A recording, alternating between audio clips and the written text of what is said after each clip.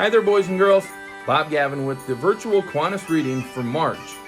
In March, we all know St. Patrick's Day takes place, and the story that we're going to read today has to do with that. Our title today, Leprechaun on the Loose. Leprechaun on the Loose by Marcia Jones, illustrated by Sid Moore. A leprechaun was loose in the classroom, and Sydney was the only one who knew it. Sydney saw teeny tiny green footprints on the floor. He followed them to the table where Mrs. Yoder had cupcakes for their St. Patrick's Day party. Sydney peeked inside the box. All the green icing had been licked off the cupcakes. Sydney set out to find that leprechaun. It was plain bad luck when he stepped on his own shoelace. Sydney fell right on the table. "Sydney ruined our party snack," Della Puddington told everyone when Mrs. Yoder threw away the squished box. "I didn't do it," Sydney said. "It was the leprechaun. An itty-bitty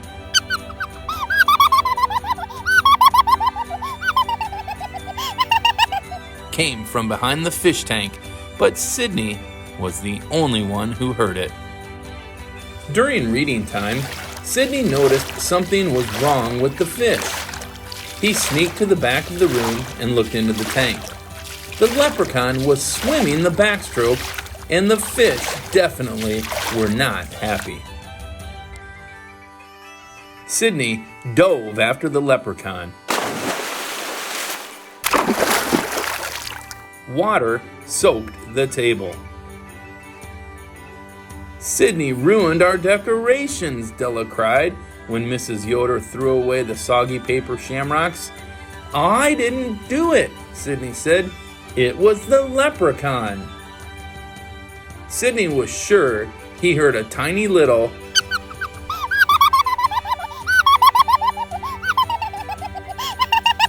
as he mopped up the mess. During science class, Sydney heard a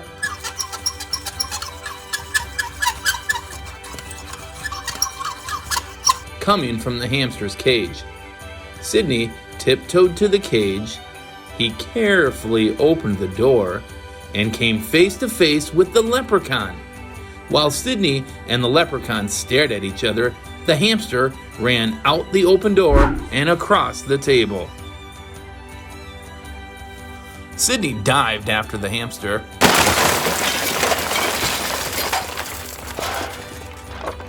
Sydney fell against the table. Juice went flying everywhere just as the hamster scurried out of sight. "Our juice is gone," Della said with a sniffle. "So are the decorations and all of our cupcakes. Sydney ruined our St. Patrick's Day party." Sydney was sure he heard a faint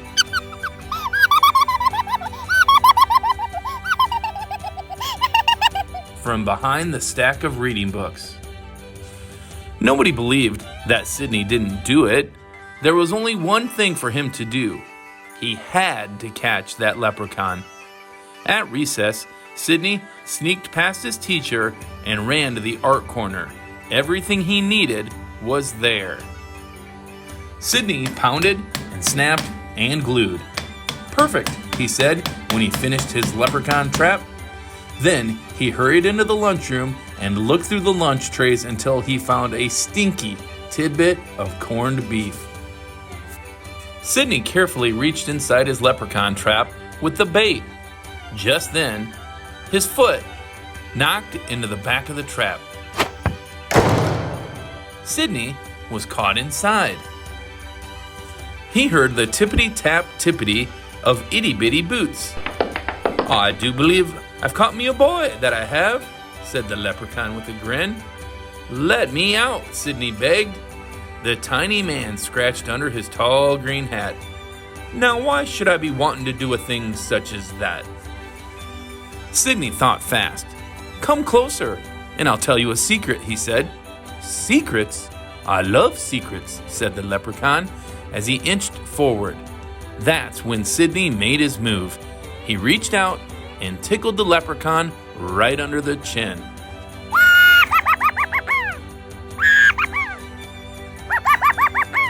The leprechaun fell down and hit the trap door. The door flew open. Sydney rolled out and pushed the leprechaun inside. "I've got you," Sydney yelled. "Now I can prove that you ruined the party, not me." "Party," said the little man. "I'll make you a deal. Let me go, and I'll save the party. Then I'll be gone, and you'll never see me again." "How can a leprechaun save our party?" Sydney asked. "With me treasure, of course." Should he keep the leprechaun and prove he didn't ruin everything, Sydney wondered? Or should he let the leprechaun go home and save the party for all of his friends? Sydney was running out of time. His class was right outside the door. He had to decide. "Quick, tell me where your treasure is," Sydney said. He leaned close to the leprechaun, and the leprechaun whispered in his ear.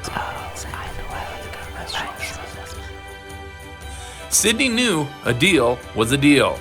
He opened the trap door and watched the leprechaun climb out.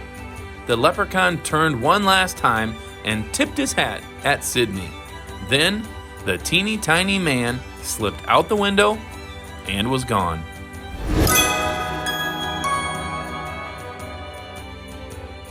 Sydney found the treasure right where the leprechaun said it would be.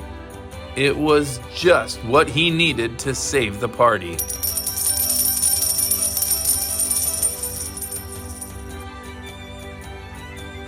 The class cheered.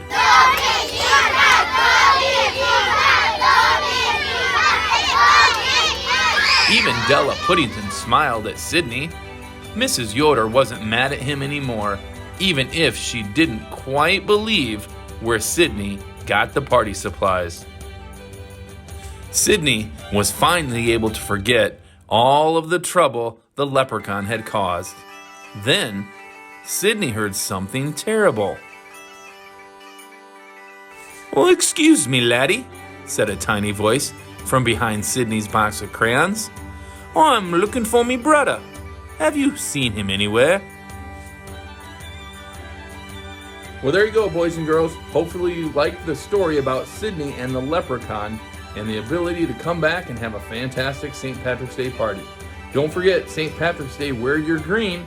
And until next month, Bob Gavin for Makokota Kiwanis Reading.